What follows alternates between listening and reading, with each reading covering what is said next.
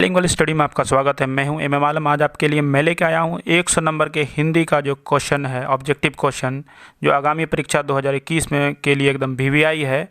गद्य खंड से है, बुक पर्सन से आपके हिंदी का क्वेश्चन, कहानी के अंदर से क्वेश्चन है, जहाँ से पूछा जाता है क्वेश्चन। बहुत वीवीआई क्वेश्चन है, आप इसको ज़रूर एक बार देख लें, पढ़ लें।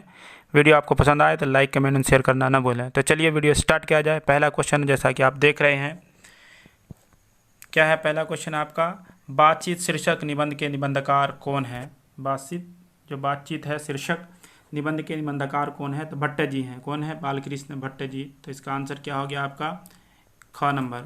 तो चलिए अगला क्वेश्चन देखा जाए। अगले क्वेश्चन में कह रहा है कि बालकृष्ण भट्ट किस युग के रचनाकार हैं। युग पूछ रहा है यहाँ पर, किस युग के रचनाकार हैं, तो ये भरतेंद्र युग के रचनाकार हैं।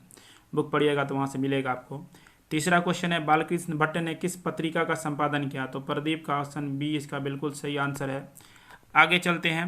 आर्ट ऑफ कन्वर्सेशन कहाँ के लोगों में सर्वाधिक प्रचलित है, तो बालकृष्ण भट्ट जी जो लिखे हैं उसमें उन्होंने बताया है कि आर्ट ऑफ कन्वर्सेशन जो है वो यूरोप के लोगों में सबसे अधिक पाया जाता है। उसने कहा था कहानी के कहानीकार कौन है। उसने कहा था कहानी के कहानीकार कौन है, यहाँ पर पूछा गया है।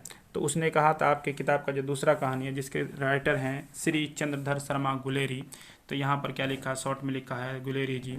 गुलेरी जी ने पत्रिका संपादन किया था। आपके में गुलेरी जी ने जो पत्रिका संपादन किया उसका नाम है समालोचक। क्या है? समालोचक। तो चलिए अगला क्वेश्चन देखा जाए।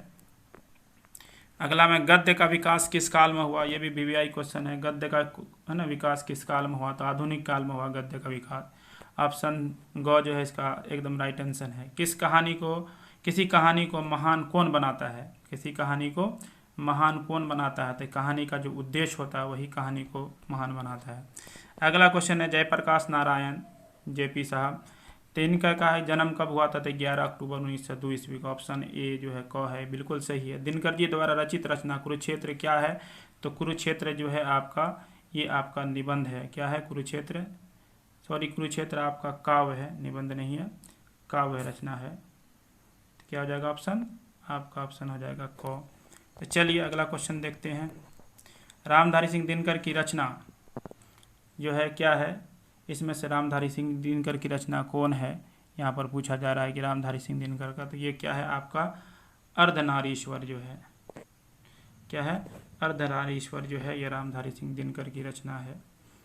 उसके बाद कह रहा है कि दिनकर जी किस युग के कवि हैं, तो दिनकर जी किस युग के कवि हैं, आपको यहाँ पर होगा छायावादोत्तर युग के। ऑप्शन सी जो है इसका बिल्कुल सही आंसर है। क्या है? सी बिल्कुल ग जो है आंसर है। रोज शीर्षक निबंध के लेखक कौन है, जो रोज शीर्षक है इसको किसने लिखा है, सच्चिदानंद हीरानंद वात्स्यायन अज्ञेय जी ने। इसको शॉर्ट में अज्ञेय जी कहा जाता था। ऑप्शन इसका ख हो जाएगा, एकदम बिल्कुल सही है। तो चलिए अगला क्वेश्चन देखते हैं। अज्ञेय जी यहाँ पर लिखने में थोड़ा मिस्टेक। हिंदी के अलावा किस भाषा के जानकार थे, तो हिंदी के अलावा वो संस्कृत भाषा के जानकार थे।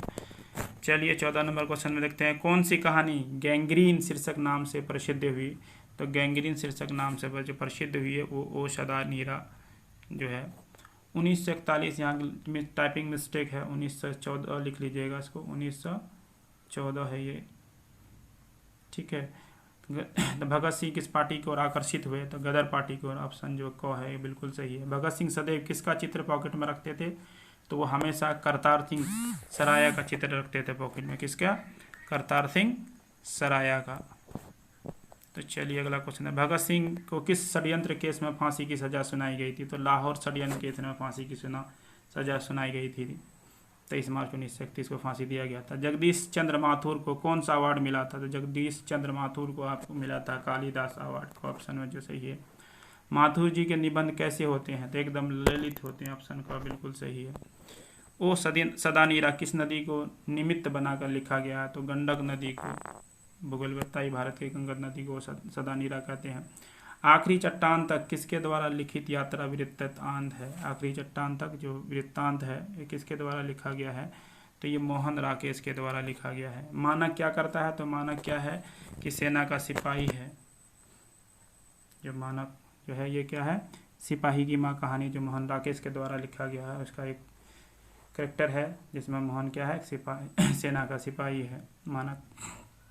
प्रगति और समाज के लेखक कौन है, तो प्रगति और समाज के लेखक जो हैं आपके नामवर सिंह हैं। सूरसागर क्या है, तो सूरसागर क्या है? प्रबंध काव्य है, गीति काव्य है, चंपू काव्य है, तो ये आपका चंपू काव्य है सूरसागर। प्रागीत और समाज क्या है? तो ये प्रागीत और समाज जो है, ये जो लिखा गया है नामवर सिंह के द्वारा, प्रागीत और समाज, ये क्या है? आपका आलोचना है। जूठन किन की रचना है? तो जूठन किन की रचना है? जूठन ओम प्रकाश वाल्मीकि की रचना है। तो इनमें से कोई ऑप्शन नहीं है, तो इसलिए इनमें से कोई नहीं हो जाएगा। कौन रोते रोते मैदान में झाड़ू लगाने लगा? तो ओम प्रकाश वाल्मीकि, उनका आंसर बिल्कुल सही है। ओम प्रकाश वाल्मीकि के हेडमास्टर का नाम क्या था? कालीराम। क्या नाम है? कालीराम। ग नंबर बिल्कुल सही है। अगला क्वेश्चन देखते हैं। ओम प्रकाश वाल्मीकि हिंदी के किस आंदोलन से जुड़े महत्वपूर्ण रचनाकार हैं? तो ये दलित आंदोलन से। ख आंसर बिल्कुल सही है। चंद्रधर शर्मा गुलेरी किस युग के कहानीकार हैं? तो याद रखिएगा ये द्विवेदी युग के कहानीकार हैं। किस युग के? द्विवेदी का ऑप्शन ग बिल्कुल सही है। तो ये रहा आपका कुल 30 question, important question, VVI question. अगर आपको वीडियो पसंद आई तो लाइक, कमेंट एंड शेयर करना ना भूलें। इसी तरह के और वीडियो अगर आपको चाहिए तो नीचे में कमेंट जरूर करें। मिलते हैं आपसे अगले वीडियो में, तब तक के लिए धन्यवाद।